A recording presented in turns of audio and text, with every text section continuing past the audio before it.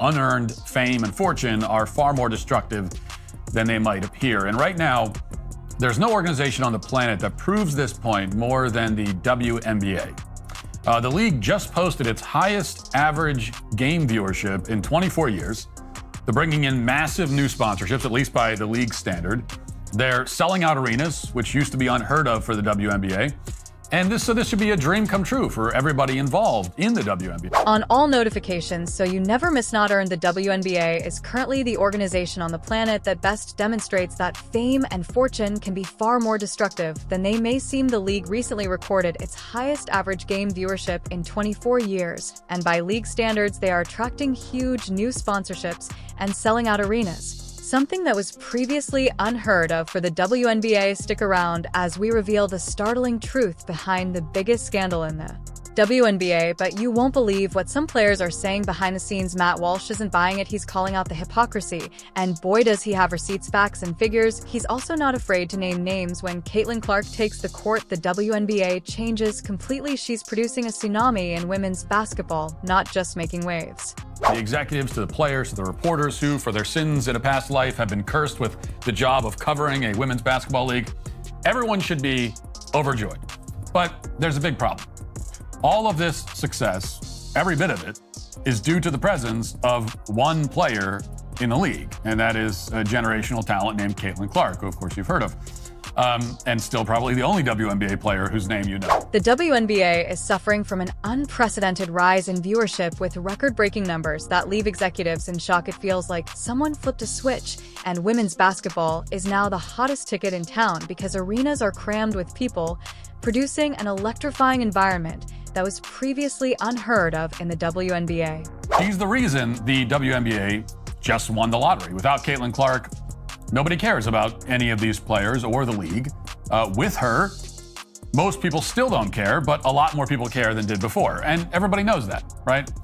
Therefore, everyone in the league other than Caitlin Clark is doing exactly what so many lottery winners do. They're allowing all of their worst personality traits to surface because they just can't help themselves. As if the floodgates have opened and everyone wants a piece of the WNBA pie, this popularity is drawing big money sponsorships and massive deals are coming in like never before.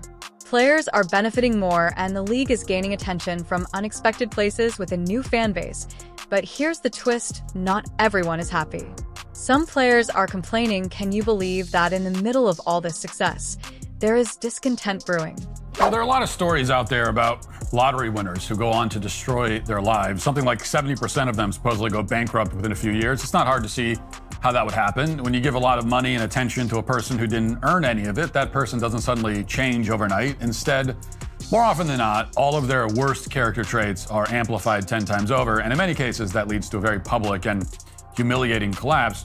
This is a principle that doesn't just apply to individuals, it turns out. It applies to organizations, too. It's definitely a conundrum. On the one hand, a league is finally receiving the recognition it has long sought, but on the other, players appear dissatisfied with the very thing they have been fighting for all along. Why is that? Are they jealous of Clark's sudden fame and afraid of what this means for their own careers? Or is there something else going on underneath the surface? There's been a lot of resentment in this league lately, in particular since the season began. And the thing about resentment, as we all know, is that it tends to fester over time. It gets worse and worse.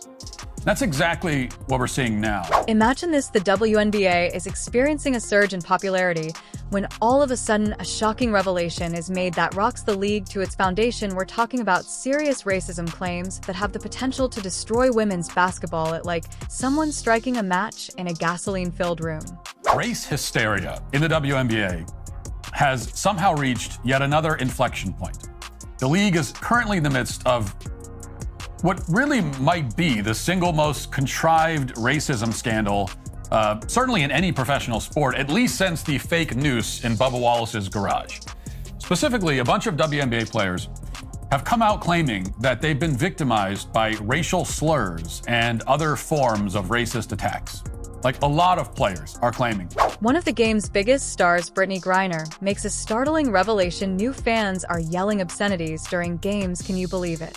How do you feel about what has happened over the past year with the W since you first came in to where it is now? And obviously the game has grown and people have there's new fans, but how do you appreciate the new fans without all the noise that's coming with them? I appreciate the new fans that sit there and yell racial slurs at myself, my teammates, and the people that I play against. Because yeah, those might be opponents, but those are friends too. You know, they don't deserve that. So I don't appreciate the new fans. I think it's okay to do that. However, Griner is not by alone. Another superstar player, Alyssa Thomas, supports her with some strong remarks of her own. Question that Brittany Griner was asked was about the massive growth of this league, which was dead in the water just a year ago and had been dead for its entire existence. And the reporter asked, what do you think of all the new fans? And like in any other context, when someone says, what do you think of all the new fans that are coming in? Usually it's, oh, it's great. We love how everybody is supporting the league and we're so grateful. None of that. Instead of some gratitude, some appreciation for the people who have saved the WNBA, who pay to come out to see bad players like Brittany Griner, instead of that, we get resentment. That's a significant claim from a player of her skill. And 11-year veteran Thomas didn't hold back. But wait a minute, something isn't quite adding up here. Matt Walsh, who never backs down from controversy, begins to cast doubt on these charges. And he's not the only one who is raising their eyebrows.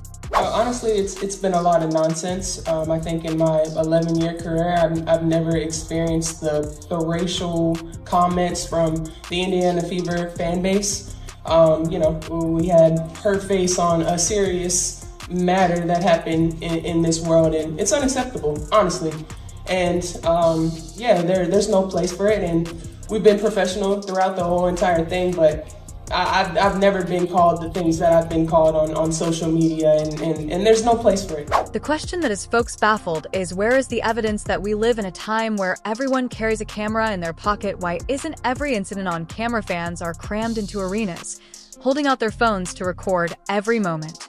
In other words, they're now accusing the people who have started showing up to WNBA games for the first time in more than 2 decades of being horrible racists. Walsh doesn't mince words. He's calling it like he sees fit, claiming that these accusations are completely untrue. It's a bold statement, but it gets people thinking. But let's stop for a moment and ask why players would lie about something so important. That's the burning question that has both fans and critics engaged in a furious debate. Are they attempting to create drama, or is there something else going on behind the scenes? But now for the fine print. None of these racial slurs we're told about, some of which have supposedly occurred during games, none of them, as far as I'm aware, have actually been caught on camera.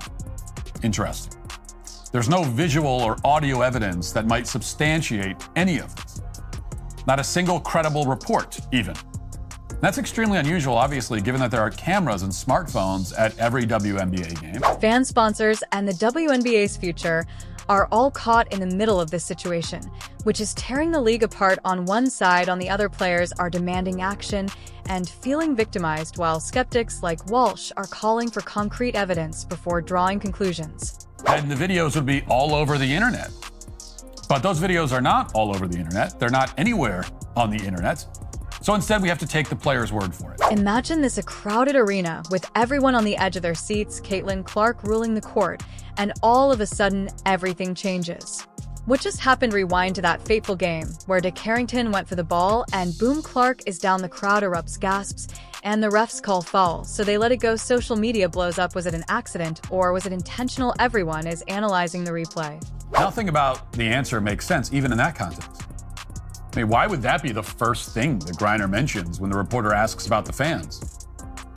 Why not say, well, the overwhelming majority of the fans are great people. I'm so happy that they're paying money, and I'm so grateful to have them. Like, why wouldn't you, even if this was happening, why wouldn't you start with that? Enter, as is customary for reporters, Christine Brennan, a seasoned reporter for USA Today, questioned Carrington about the incident. Brennan asks a blank question.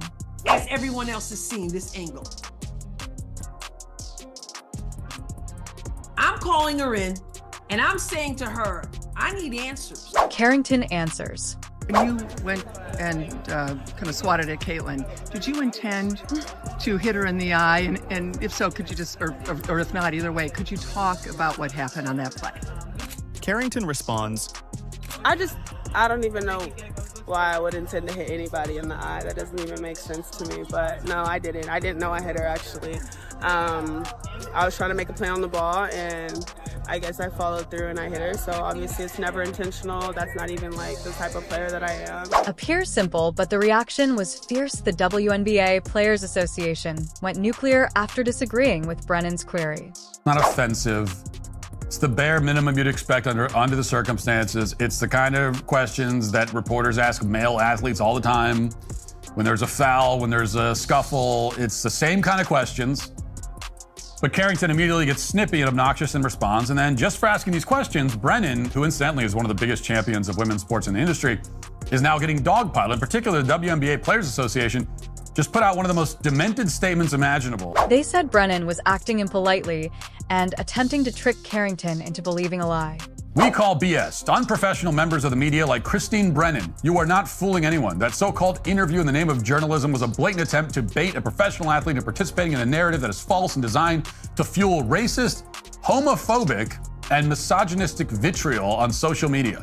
You cannot hide behind your tenure. Whoa, all this just to inquire about a play. The Players Association even criticized Brennan's journalistic integrity, calling on USA Today to examine its ethical conduct guidelines. However, inquiring about contentious plays is a common practice in sports journalism and occurs frequently in other leagues. Why is it different? In the WNBA and other leagues, reporters inquire about stars who are fouled, but in the WNBA, it seems to be forbidden.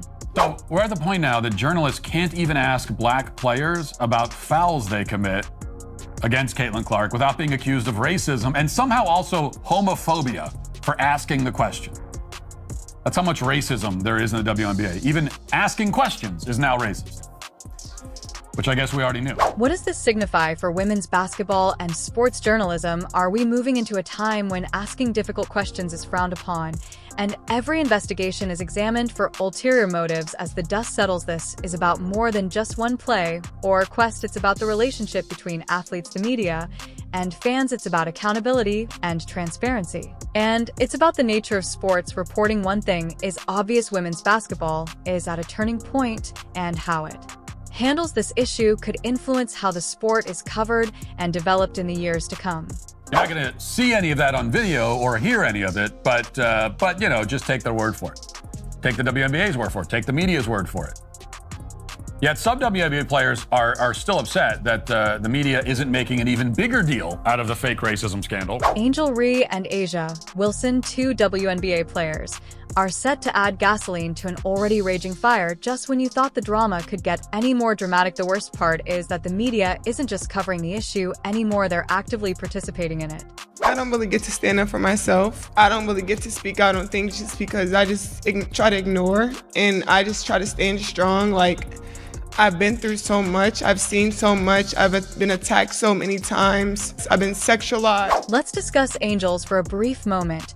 Reese is accusing the media of making money off of her suffering. Can you believe it? Reese is accusing them of neglecting her demands for accountability and fabricating a villain narrative around her.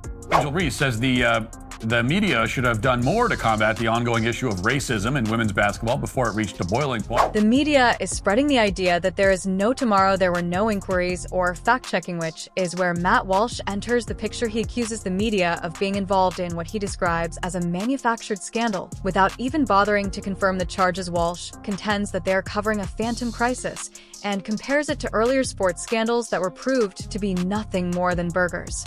Reese, however, said her pleas for accountability and action have been repeatedly ignored. Quote, "The media has benefited from my pain and me being villainized to create a narrative," she wrote on X. "They allowed this. This was beneficial to them. Y'all a little late to the party and could have tried to put out this fire way before it started." And what MVP Asia Wilson said during the interview about all of this. Asia Wilson is her name. Quote, "It doesn't matter what we all do as black women, we're still going to be swept underneath the rug. That's why it boils my blood when people say it's not about race, because it is." The WNBA has released a statement denouncing these remarks and pledging to take action, which sounds fine. But Walsh isn't buying it and is doubting the efficacy of these actions given the lack of credible proof to support the charges. Here's where it gets really interesting. Despite all of this drama, the WNBA is actually growing. We're talking about the highest average game viewership in 24 years.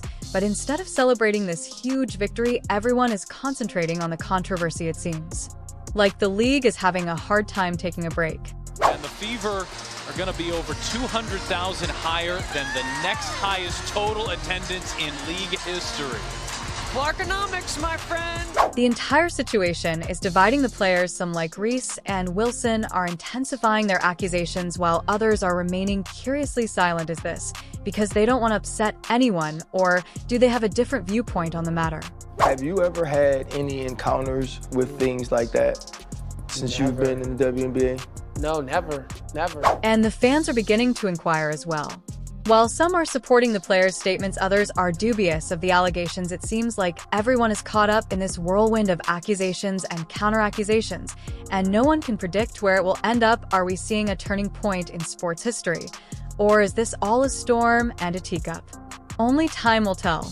You have to be careful when you say, like, the Fever fans, because I don't think it's the Fever fans. I think it's the people that wanted Caitlin Clark to be a certain type of way, and they thought that she was, and so they became Caitlin Clark fans, assuming that, and then they realized, like, oh no, she's actually not racist. Just when you thought there was no more dramatic WNBA drama, as Caitlin Clark enters the spotlight, let's discuss her answer. Everyone was wondering if she would follow the rookie's past strategy of being new to mid-issues, or if she would forge her own path. This is where things start to get interesting. The entire league is shocked by Clark's statements when she finally speaks, and she doesn't mince words when she says, nobody in our league should be facing any sort of racism, hurtful, disrespectful, hateful comments and threats. Those aren't fans, those are trolls, and it's a real disservice to the people in our league, the organization, the WNBA. Can you believe that she is not supporting the storyline? She is criticizing the bad performers without generalizing about all of the fans, yet she continues by praising both new and returning fans.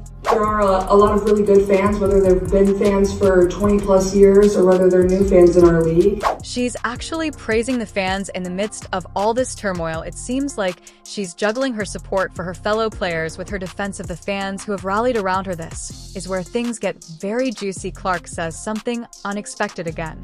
Continuing to uplift this league in a very positive light is the best thing that we can do, because there are so many great players, there's so many great teams, there are so many positive storylines that can be written and celebrated, and for me, that's why I became a fan of this league, is these people were my idols. I grew up wanting to be like them. She seems to be encouraging everyone to concentrate on the positive, but is she naive, or is she seeing something?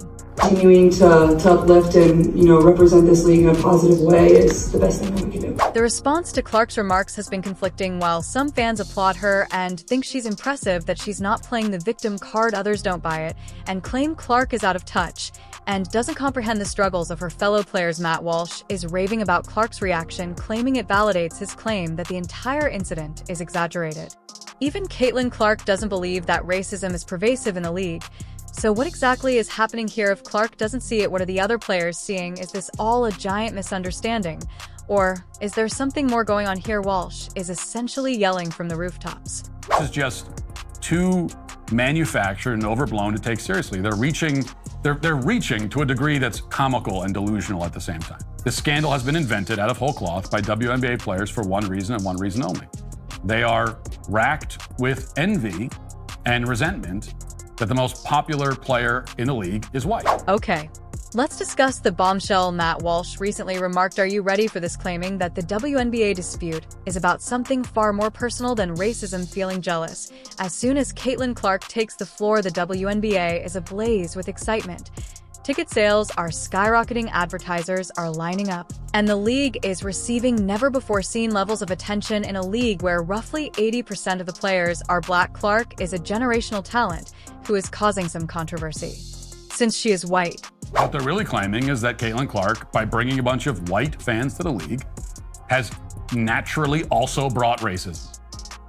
Basically, they're complaining that too many white people are watching women's basketball. We're talking about a rookie who might make more money off the court than veterans do on it, and Walsh claims that some players are envious of Clark's success because she's becoming the league's face, and her endorsement deals are making other players' salaries look like pocket change. This is about a league going through significant growth pains, not just about Caitlin Clark. Not everyone agrees with how the WNBA is evolving. There are seasoned players who have been working hard for years, and then this rookie enters the scene and completely alters everything.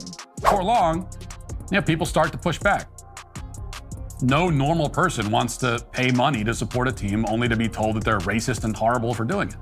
It's a big part of why the DEI grift has begun to collapse. What does all of this mean for the WNBA? They're at a crossroads, trying to keep their longtime fans happy while also welcoming this new wave of attention and popularity. It's a balancing act, and right now it looks like they're wobbling a bit. This isn't unique to the WNBA. Other sports leagues have experienced similar growing pains. When things start changing, when new stars rise, there's frequently controversy, representation, and star treatment. These issues come up repeatedly in professional sports. It's clear that, none of these players or executives or sports journalists really want the league to succeed anyway.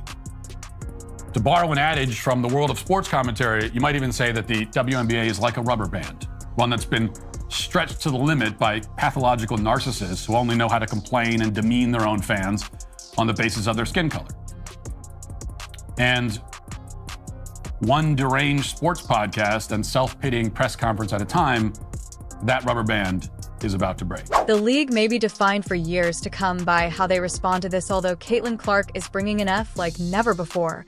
It's igniting some difficult discussions about human nature, and sports race experts say the league has a great chance to grow. But there's a catch: if the drama is not handled carefully, it could backfire. We've seen similar situations in other sports. Sometimes these controversies propel a league into the stratosphere, and other times they crash and burn. The WNBA is facing the same kinds of problems that have shaken other sports.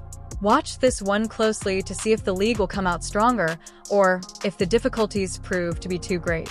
Do you think the upcoming season will be pivotal for the league's future? Please share your thoughts in the comments section. Subscribe and enable all notifications so you don't miss anything. We'll see you in the next one after you click the video on the screen. I'll click the video on the screen, and we will see you in the next one.